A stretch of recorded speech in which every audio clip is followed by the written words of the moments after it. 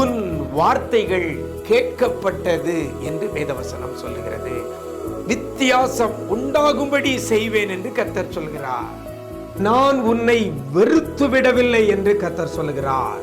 இன்றைக்கு கர்த்தர் நமக்கு தருகிற ஒரு வார்த்தை வார்த்தை வார்த்தை அக்கறைக்கு போவோம், வாருங்கள் வாருங்கள்.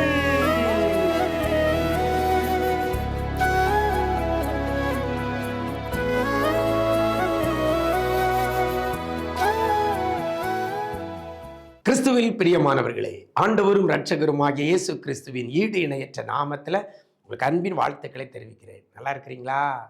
எல்லாரும் நல்லா இருப்பீங்கன்னு கர்த்தருக்குள் நம்புகிறேன். நிஜம் தொலைக்காட்சி இந்த விசேஷித்த வார்த்தை என்ற நிகழ்ச்சி மூலமாக உங்களை சந்திப்பதிலே மிக்க மகிழ்ச்சி. ஒவ்வொரு நாளும் வேதத்திலிருந்து ஒரு வார்த்தையை உங்களோடு கூட பகிர்ந்து கொள்கிறதை நினைத்து மனதார ஆண்டவரை துதிக்கிறேன். இந்த வார்த்தையை வேத வசனத்தை பிடித்து கொண்டு ஜெபிக்கிற பிள்ளைகளுடைய வாழ்க்கையில இந்த வேத வசனத்தின்படி கர்த்தர் அப்படியே பிள்ளைகளுக்கு செய்கிறார். அநேகர் சாட்சியா எங்களிடத்தில் நீங்க சொல்றீங்க. ரொம்ப சந்தோஷம். தொடர்ந்து ஆண்டவருடைய வார்த்தைக்குள்ள நிலைத்திருங்கள்.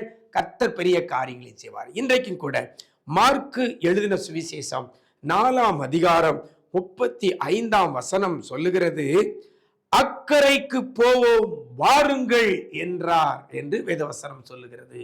நம்முடைய ஆண்டவராக இயேசு கிறிஸ்து அன்றைக்கு சீசர்களை பார்த்து சொல்லுகிறார், அக்கறைக்கு போவோம் வாருங்கள் என்று அழைக்கிறதை பார்க்கிறோம். எனக்கு அருமையான தேவஜனமே, இக்கரையில இருக்கிற சீசர்களை அக்கறைக்கு கொண்டு போக கர்த்தர் அழைக்கிறார். அக்கறைக்கு கொண்டு போக கர்த்தர் அழைக்கிறார். எனக்கு அருமையான தேவஜனமே, நீங்க இருக்கிற இந்த நிலையில இருந்து அக்கறைக்கு கர்த்தர் உங்களை அழைக்கிறார். இருக்கிற நிலைமையிலிருந்து உயர்வான ஒரு நிலைமையான இடத்துக்கு செல்ல உங்களை அழைக்கிறார். உங்க தொழில் காரியத்துல, உங்க குடும்ப காரியத்துல, உங்க படிப்பு காரியத்துல, உங்க வேலை வாய்ப்பு காரியத்துல, உங்களுடைய சரீர ஆரோக்கிய காரியத்துல கர்த்தர் ஒரு படி மேலே அடுத்த நிலைக்கு, அதாவது அக்கறைக்கு கர்த்தர் கொண்டு போக உங்களை அழைக்கிறார். அன்றைக்கு சீசர்களை அழைத்தார், அக்கறைக்கு போவோம் வாருங்கள் என்று சொல்லி. அதே வார்த்தை இன்றைக்கு உங்களுக்கு நேராக கடந்து வருகிறது. பிரியமானவர்களே, ஆண்டவருடைய வார்த்தை ஒன்று வறுமையானால் அது நிச்சயமாய் நிறைவேறும். அன்றைக்கு சீசர்களை பார்த்து சொல்லிட்டார், அக்கறைக்கு போவோம் வாருங்கள். அப்படி சொன்ன ஆண்டவர் நிச்சயமாகவே அக்கறைக்கு கொண்டு போய் சேர்ப்பார். ஏன்னா வேதவசனம் வெறுமனே திரும்பாது. என் ஆண்டவருடைய வாயிலிருந்து வருகிற வார்த்தை அது நிறைவேறும். ஆனால் இடையில பல பிரச்சனை வரலாம், போராட்டம் வரலாம், பல உபத்திரவம் வரலாம். ஆனால் சொன்ன வார்த்தையின்படி நிச்சயமாய் அக்கறைக்கு கொண்டு போய் கர்த்தர் சேர்ப்பார். சீசர்கள் அந்த படகுல பிரயாணம் பண்ணிட்டு இருக்கிறாங்க. நமக்கு எல்லாருக்கும் தெரியும், இடையில போகும்பொழுது என்ன வந்தது? பலத்த சுழல் காற்று உண்டாகி படகு நிரம்பத்தக்கதாக அலைகள் அதின் மேல் மோதிற்று. போறது எங்க? அக்கறைக்கு. படகுல போறாங்க. ஆனா இடையில அலை படகுவின் மேல் மோதுகிறது. படகுகள் நிரம்பத்தக்கதாக காரியம் நடக்கிறது நம்ம பார்க்கிறோம். இது நடந்தா அக்கறைக்கு போய் சேர முடியாது. ஏன்னா படகு நிரம்பிட்டுனா, படகு நிறைய தண்ணி வந்துட்டுனா படகு கமுங்கும் கவிழும், அக்கறைக்கு போய் சேர முடியாது. ஆனா சூழ்நிலை அக்கறைக்கு போய் சேர்வதற்கு எதிராக இருக்கிறது.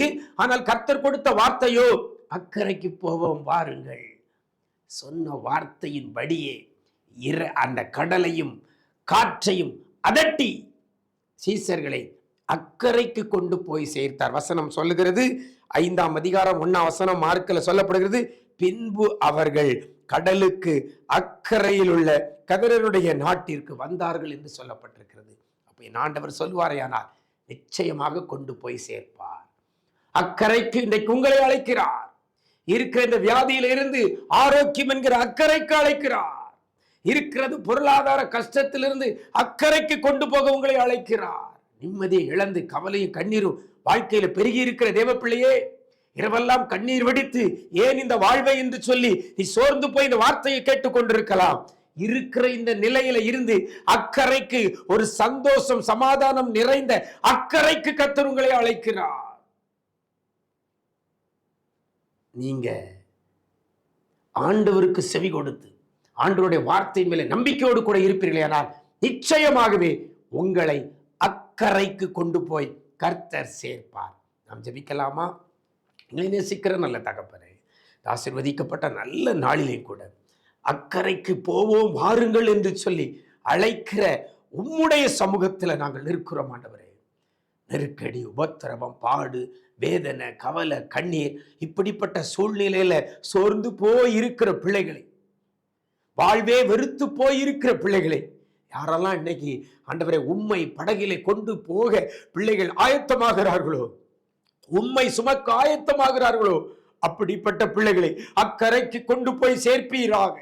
இருக்கிற பாடு, வேதனை, உபத்திரவத்திலிருந்து ஒரு செழிப்பான இடத்திற்கு பிள்ளைகளை நீங்க கொண்டு வரும்படியாய் ஜெபிக்கிறோம் ஆண்டவரே.